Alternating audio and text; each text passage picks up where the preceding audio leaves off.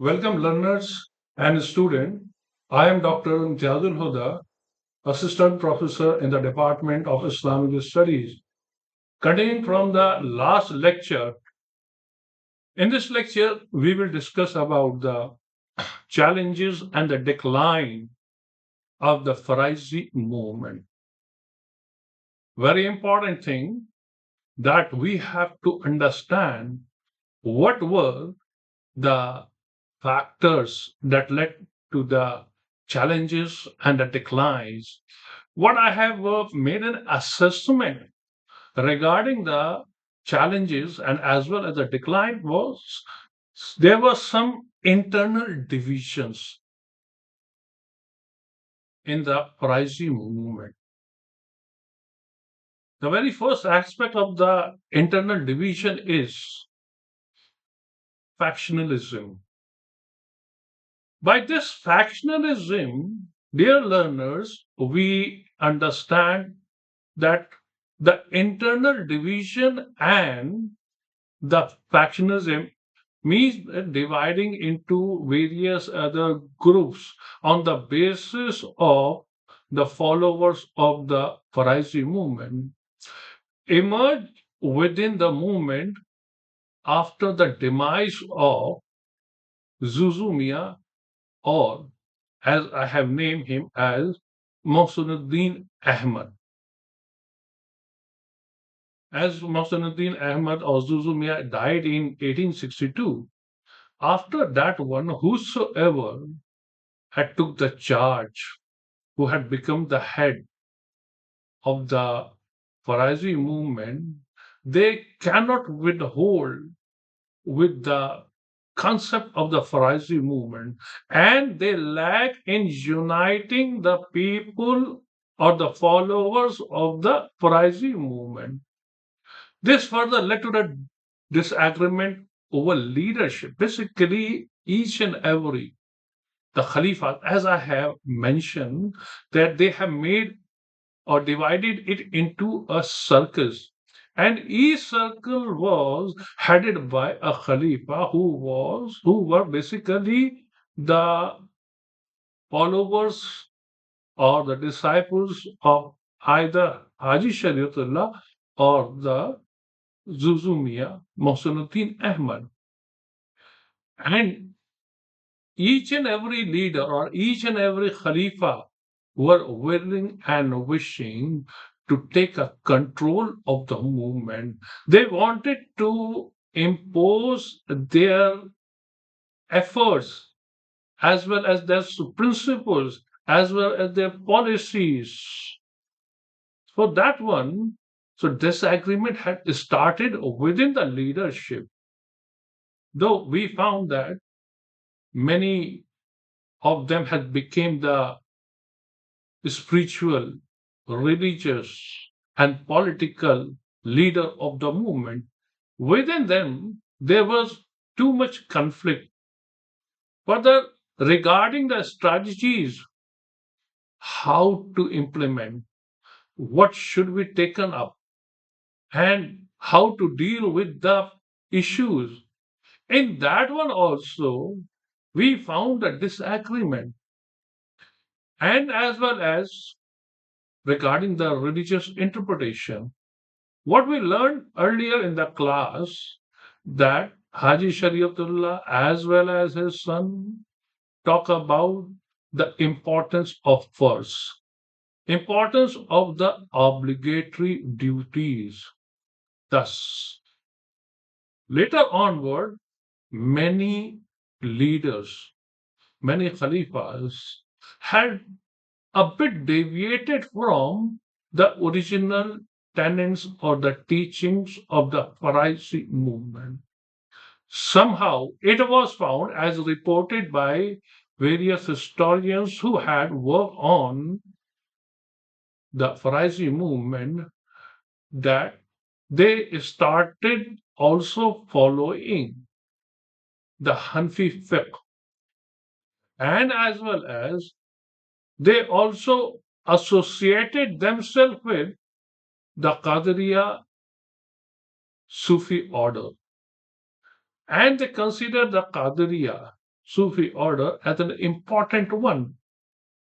So this has also resulted into the disagreement because the main aspect regarding the Faraizi movement, the main concept behind the foundation of the Faraizi movement was based on the concept of Tawheed, believe in the oneness of Allah Almighty, in the Quran, and as well as in the teachings of the Prophet Muhammad sallallahu alaihi wasallam.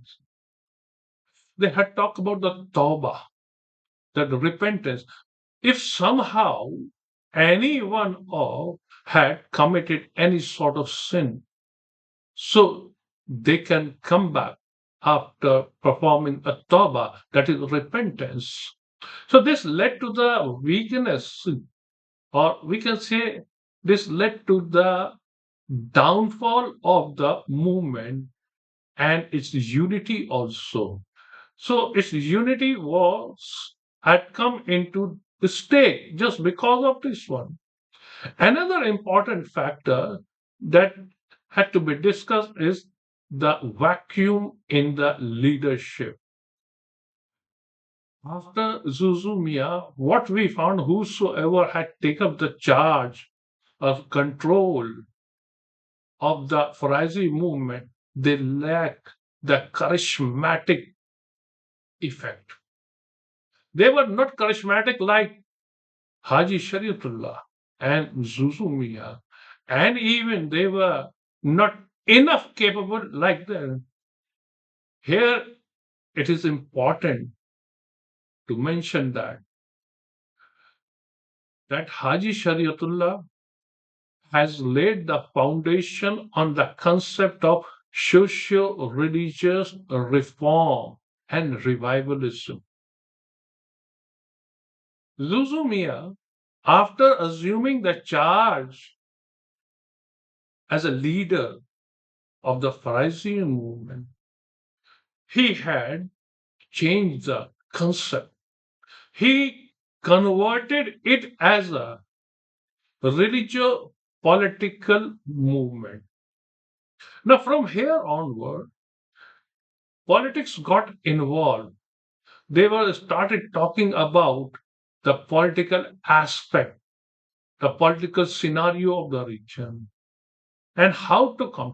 Even it was Uzumia who has introduced the concept of jihad in the Faraizi movement as the politics was included in it.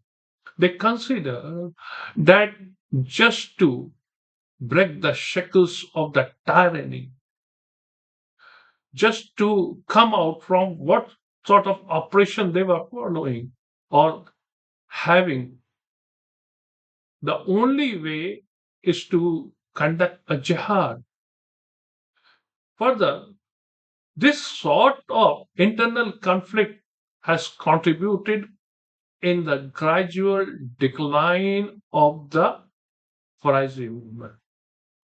Though the Faraizi movement was based on the principles of the Wahhabi movement, but in due course of time, it had lost its charisma.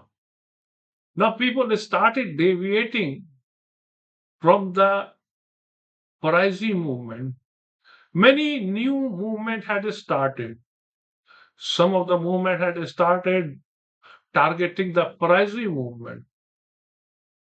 For example, the Karamat Ali has outrightly condemned the Faraizi movement, and they had also leveled a charge on the Faraizi movement that this Faraizi movement is as equivalent to the Khariji.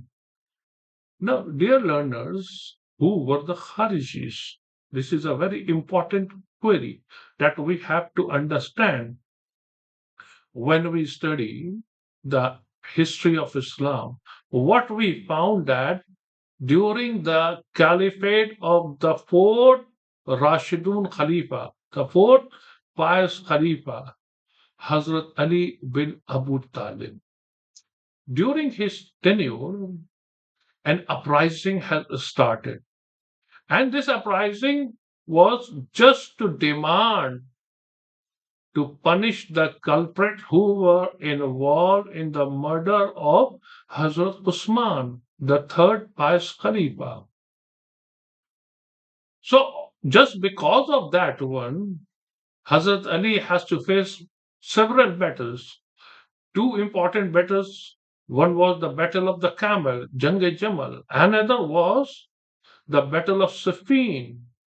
And this, the Battle of Siffin, was basically fought between Hazrat Ali and the governor of Damascus, Amir Muawiyah bin Abu Sufyan, though there was no result of the battle. So between these two parties, the party of Hazrat Ali and the party of Amir Muawiyah, it was considered that let's have a table talk on it. So they indulged into an arbitration. And the result of the arbitration or the outcome of the arbitration was just opposite to the political philosophy prevailing there. Hazrat Ali was adamant that whatsoever will be the decision of the arbitration, I will accept it as it is. The people who belonged to the group of Hazrat Ali, they went against Hazrat Ali. And there is voice, La hukma illa lillah. No decisions without the God. So, and they had, with this slogan, they called themselves Al Khariji. It means to get away, a breakaway group, and they were the very extreme. The history narrate that it was one Khariji whose name was Abdul Rahman ibn Muljam, who even stabbed Hazrat Ali, that wounded him, and just because of that wound, Hazrat Ali died. Further discussing some another aspect, there were some external pressures on the people of Bengal, especially of the East Bengal of the British India. The external pressures can be further divided into two sub clauses. The first one is the British suppression. Now, the British colonial administration actively tried to suppress the movement because it considered it as a threat, a danger to their administration, because this particular movement has awakened the peoples of the region. Now they had started demanding, and they had also stand up against the atrocities of the Britishers. Just because of that one, the Britishers had started suppressing the movement. Further, we can say that the the Britishers had started arresting and prosecuting the leaders of the movement. They made a witch hunt for the leaders of the Faraizi movement. And after a witch hunt, wherever they had gone, they arrested them and they put them in the jails. They tortured them. And this has resulted into the weakening of the political leadership of the Faraizi movement. This further, as I have said earlier, it led to the disagreement among the leaders. Whosoever has succeeded because of the arrest of the important leaders. Further, we can say that just because of this one, for time to time, the activities of the Pharisees were interrupted as well as disrupted. And gradually, the Britishers started imposing the restriction on the religious practices of the Faraizi followers.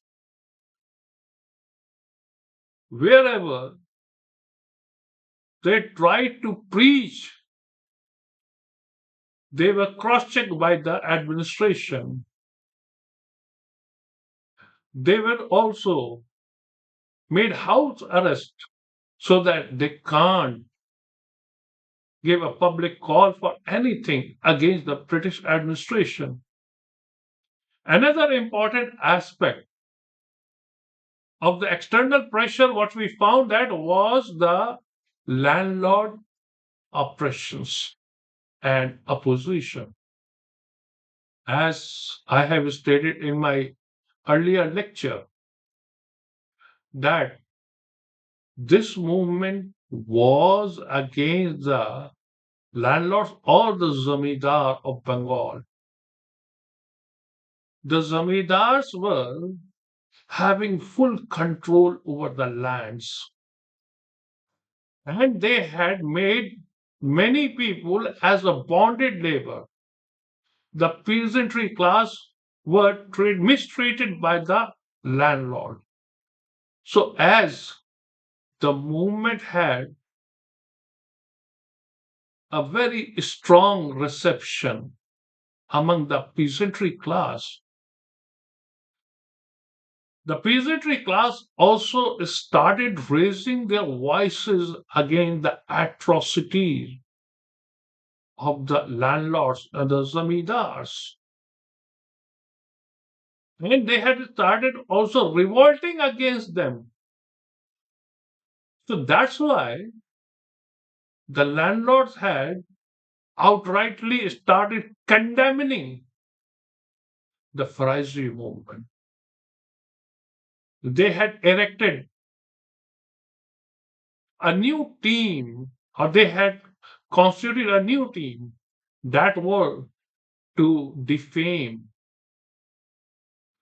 the principles of the movement because they were fearing that this particular movement is a potential challenge to their dominance because they wanted their dominance over the people of the East Bengal. And just because of that one, it was disrupting the existing social order of the East Bengal because the landlord were considered the people of the higher class. After them, all of them were the bonded labor or the peasantry class.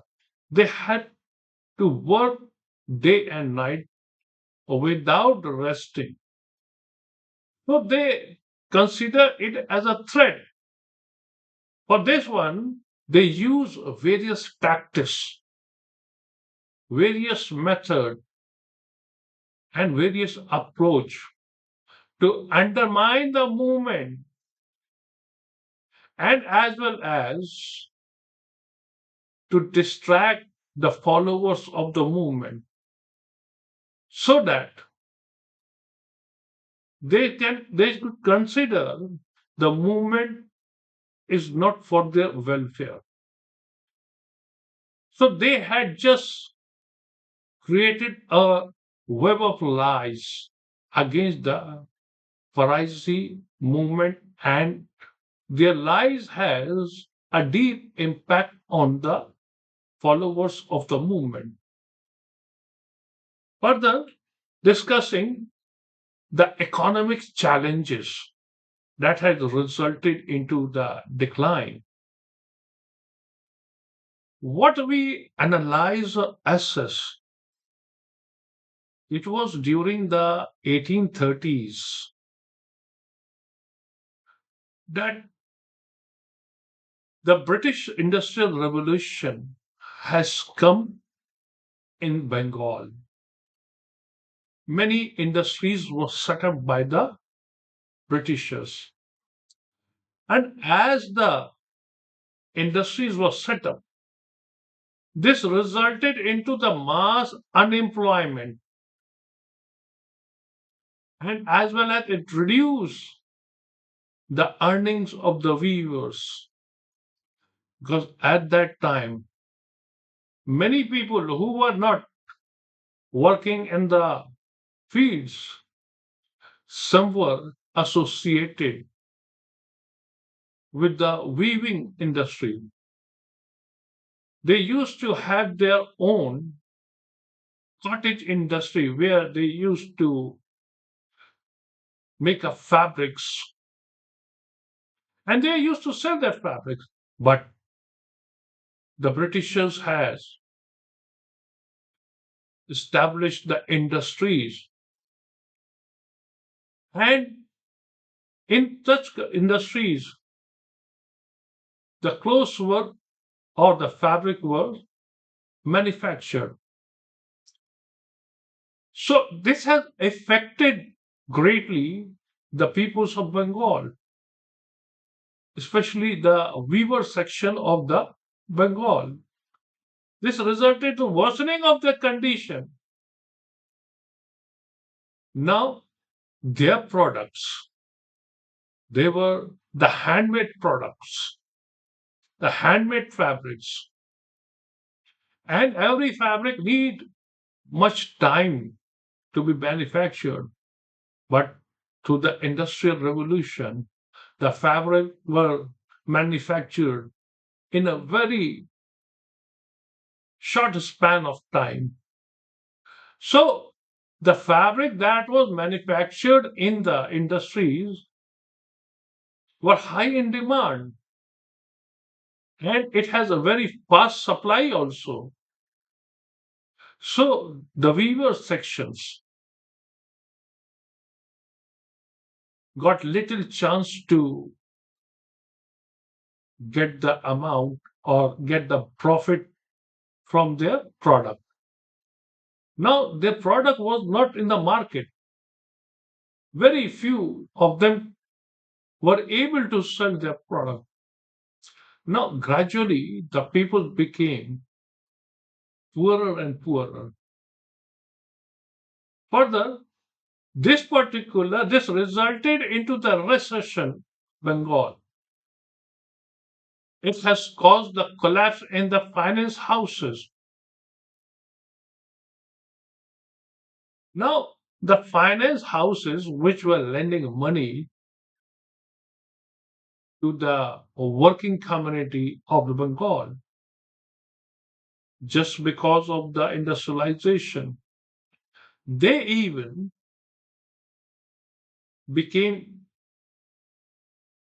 very weak because very little people were approaching them for the finance because the people were feeling how they can repay if they will take any sort of loan from the financiers. Further, it also reduced the credit flow also. Now, all such scenario made the people of Bengal to switch over to the traditional system and they started utilizing their land, cultivating their land from the unprofitable cash crop. There were many cash crops that were unprofitable. Only they can meet out day to day earnings. Further, another important aspect of the political change is the political change.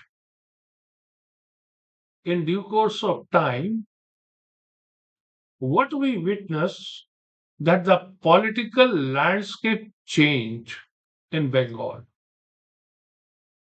And the movement focus on Islamic reform became less relevant to the evolving political needs of the region.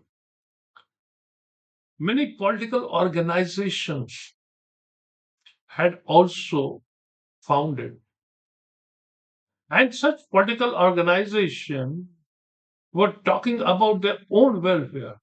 It started attracting the peoples. So the newer political movements started causing diminishing the effect of the Faraizi movement. And historically, what we found that one of the successor of Zuzumia, whose name was Nuh Mia, who came to be known as Nuh Mia, somehow he tried to sustain, somehow he tried to manage, but after his death in 1884, toward the end of the 19th century, the movement shifted away from the original agrarian agenda. What we have found in our earlier lecture that it was talking about the agrarian reform policies also. So after his death, the death of Nuhmiya, the movement had shifted from its original agrarian agenda. And just because of that one, it lost its political base. Further discussing some more aspect of the Faraizi movement, let's have a glance over the legacy, what the Faraizi movement has left in Bengal, and what was the effect of its legacy. What we find that this particular movement played an important role in the religious and social history of Bengal.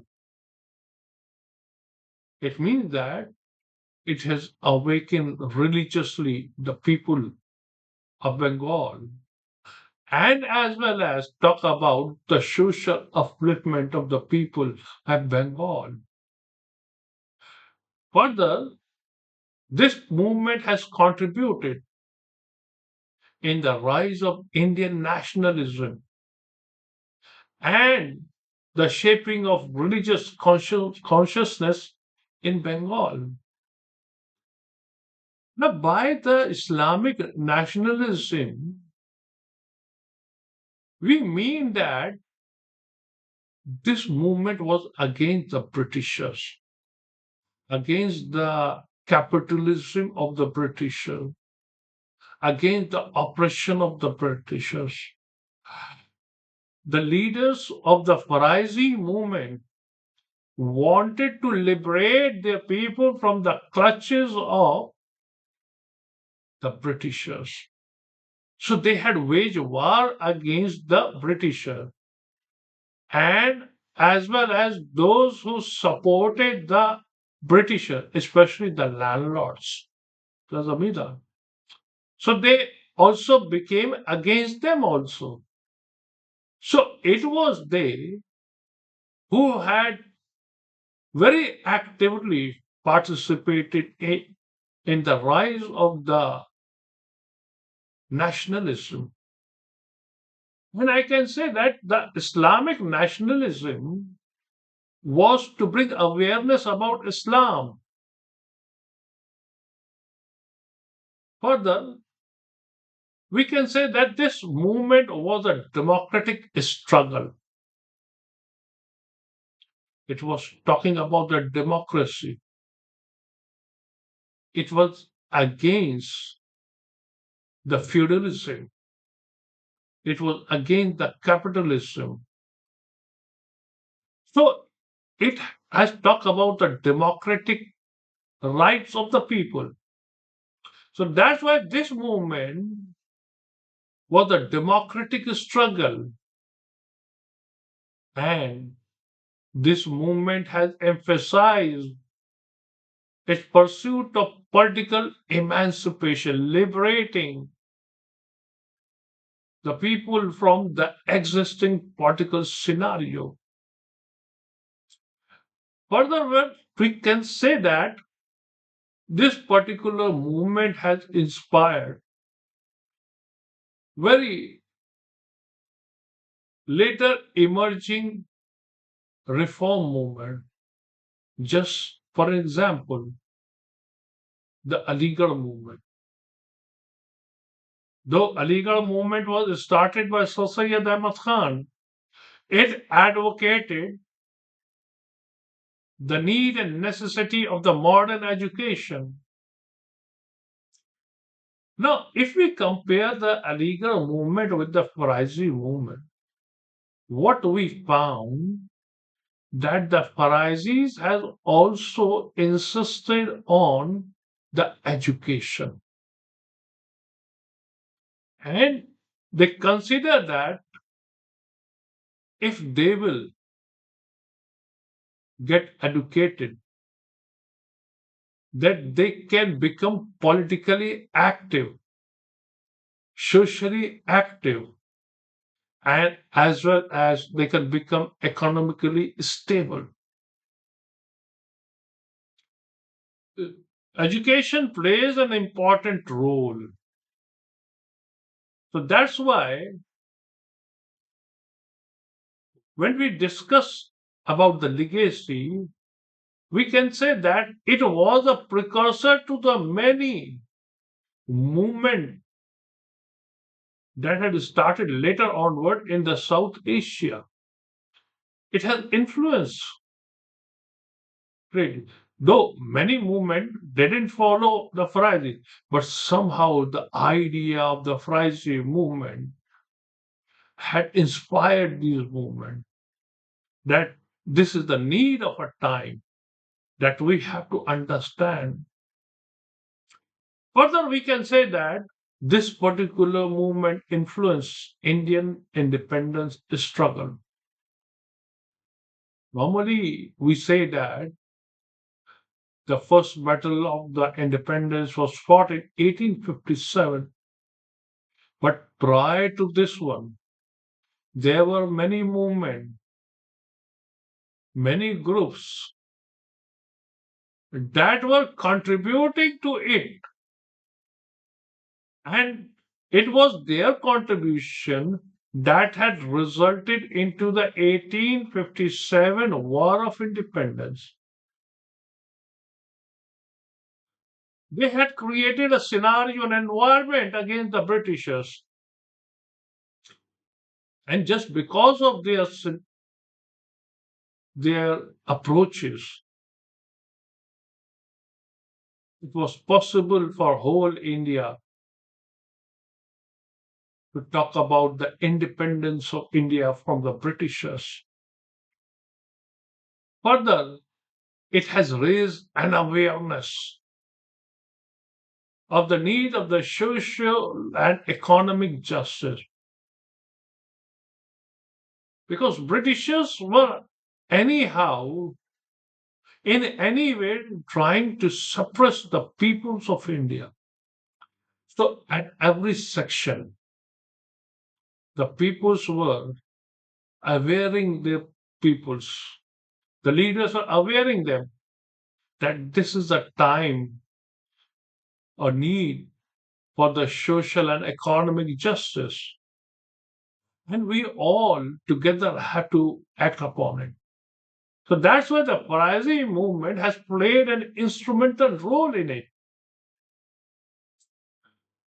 While the movement did not achieve all its aim, somehow, as I have mentioned, that after 1884, after the death of the Nehemiah, it has lost its political control over the region. So that's why, just because of that one, it did not achieve all its aim, but it has helped to provide the idea that religious purity and social justice were central to Islam. And just because of that one, the people of the East Bengal somehow tried to purify their faith, and they discuss about the social justice and the way to achieve the social justice. Further, it demonstrated how the colonialism and the local class inequalities could prompt a radical religious reform movement. It means that it has showed that just because of the unhealthy environment, the presence of the Britishers, the policies of the Britishers has led to consider that religious reform movement has to come, because it is the religious reform movement that bring the awareness among the people that who they are, for what they are, what's the need of a time, and how they can get the maximum benefit of the, and even how to resist against any sort of oppressions. Further discussing the nature and the objectives of the movement, there are many objectives. Some, like, first of all, discussing the religious revivalism. The main objective of this movement to revive the spirit of the religion among the people. Because in due course of time, just because of the amalgamation of various creed, thought, and customs and traditions of the society, they got deviated, they got distracted. Now they doesn't know the difference between the good and the bad, the right and the wrong. Somehow they consider all are a part and parcel of each other. So this religious revivalism played an important role that this particular movement sought to promote, that the people should return back to the original teachings of Islam and the fundamental principle of Islam. It has emphasized on the importance of the faith, uh, on the pity, the piousness, and as well as on the adherence to the Islamic law that they had to follow. They had to lead their life in accordance to the Islamic law. Another aspect or the nature was of social reform.